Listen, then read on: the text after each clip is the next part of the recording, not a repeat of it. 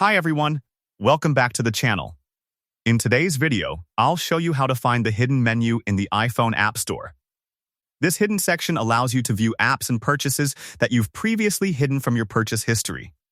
So, let's get started.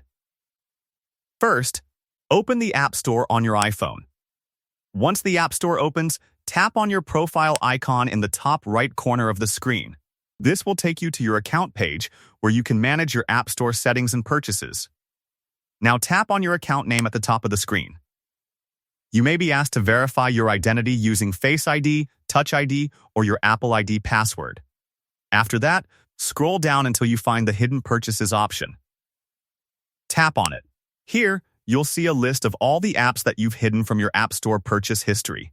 If you want to restore any of these apps, simply tap the Unhide option next to the app.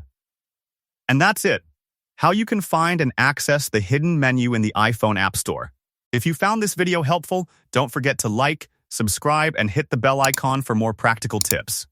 Thanks for watching, and I'll see you in the next video.